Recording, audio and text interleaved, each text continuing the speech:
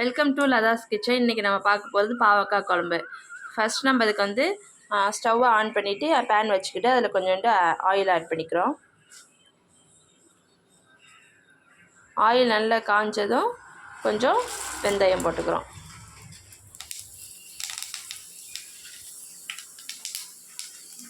வெந்தயம் வெடித்ததும் சின்ன வெங்காயம் போட்டுக்கிறோம்.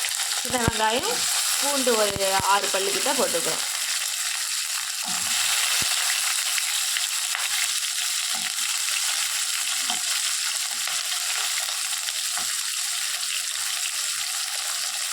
நம்ம சின்ன வெங்காயம் நிறைய போட்டோன்னா நல்லா டேஸ்ட்டாக இருக்கும். அதனால் நம்ம வந்து சின்ன வெங்காயம் ஆட் பண்ணிக்கிறோம்.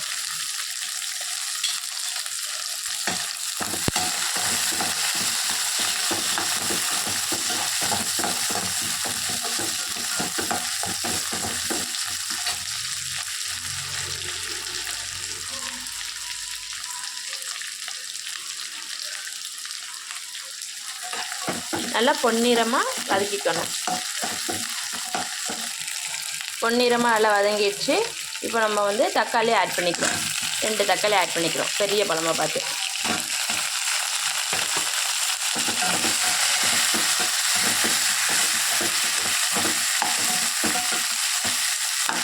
நல்லா வதக்கணும்.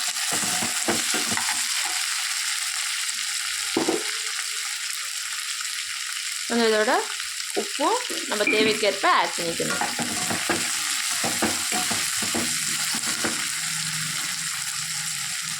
நல்லா வதங்கணும். நல்லா இப்போ வெங்காயம் தக்காளி வதங்கிடுச்சு. இதோட இப்போ நம்ம வந்து கட் பண்ணி வச்சுருக்க பாவக்காய் வந்து ஆட் பண்ணிக்கிறோம்.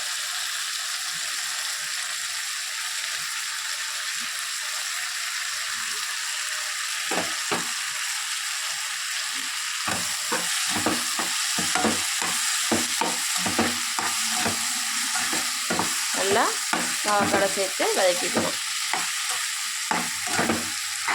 பாவக்காய் நல்லா வதக்கினா தான் அதோட கசப்பு தன்மை கொஞ்சம் குறையும்.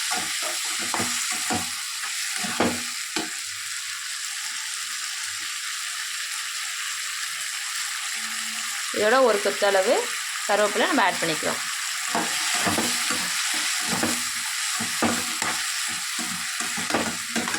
நல்லா வதக்கணும்.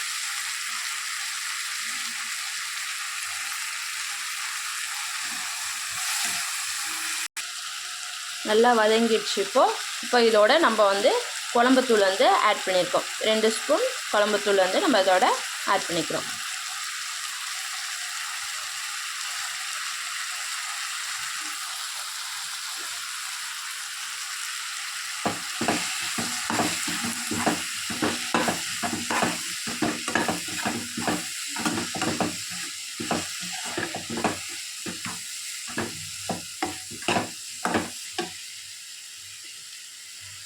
இதோட நம்ம வந்து ஊற வச்சுருந்த புளி தண்ணியை நல்லா கரைச்சி விட்டு நல்லா இதில் ஆட் பண்ணிக்கணும்.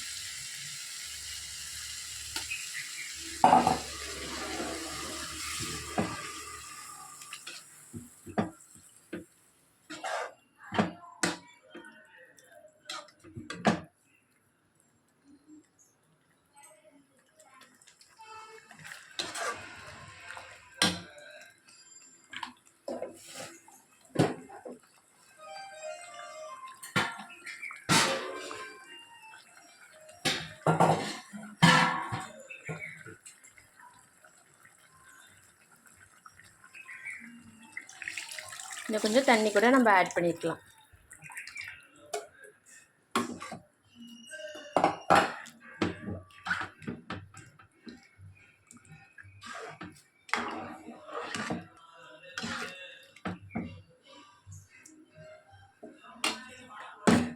இப்போது இதில் வந்து கட் பண்ணி வச்சுருக்க 2 உருளைக்கிழங்கு ஆட் பண்ணியிருக்கணும்.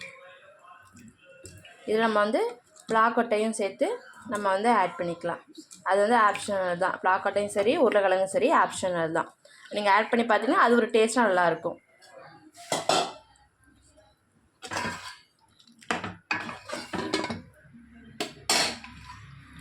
இப்போ மூடி வச்சுருவோம். 5 மினிட்ஸ் கழித்து பார்ப்போம்.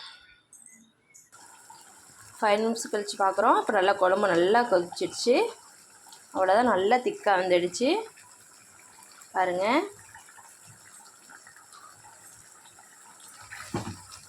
பாருங்கள் எவ்வளோ திக்காக வந்துருக்குன்னு. நம்ம போட்ட உருளைக்கிழங்கு பலாக்கொட்டை எல்லாம் நல்லா வந்துடுச்சு. ஓகேவா? இது மாதிரியும் உங்கள் வீட்லேயும் ட்ரை பண்ணி பாருங்கள். பாவக்காய் குழம்பு ரொம்ப நல்லாயிருக்கும். இது ரொம்ப ஹெல்த்தி கூட. வாரத்தில் ஒரு நாள் கூட, டெய்லி வாரத்தில் ஒரு நாள் நீங்கள் வச்சு சாப்பிடலாம். அவ்வளவு நல்லது உடம்புக்கு. சுகர் பேஷண்ட்னா நல்லா சாப்பிட்லாம். இது பாருங்கள் நல்லா குழம்பு கொதிச்சிடுச்சு. இனிமேல் ஸ்டவ்வை ஆஃப் பண்ண வேண்டியதான்.